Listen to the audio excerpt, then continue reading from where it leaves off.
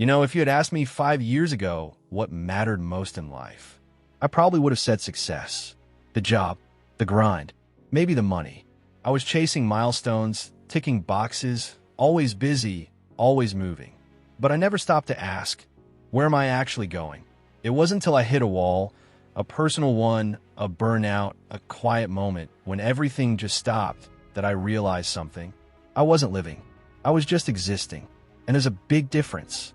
Here's what I've learned, and maybe it'll help you pause and reflect too. Time is not something we have. It's something we spend. And just like money, once it's gone, it's gone. The problem is, we treat time like it's infinite. We postpone joy. We say, someday I'll slow down. Someday I'll travel. Someday I'll call that friend. But here's the truth. Someday is a myth we tell ourselves to feel safe in our routines. I started asking myself one simple question. If today was all I had, would I be proud of how I spent it? And that changed everything.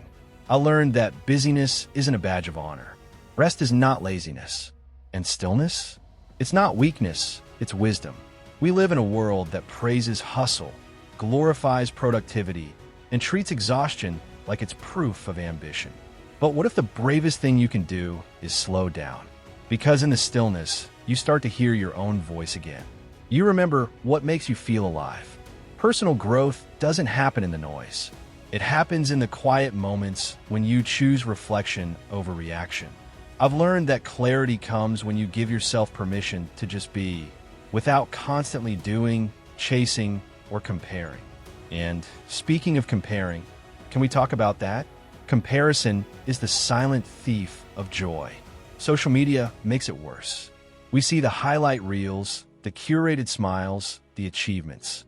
But we don't see the nights of doubt, the loneliness, the setbacks. So we measure our worth against illusions. And in doing that, we forget something vital. We're not meant to live someone else's story. You are the author of your own. So why let someone else's chapter define your next move? I started redefining success. For me, it's no longer about the titles or the trophies.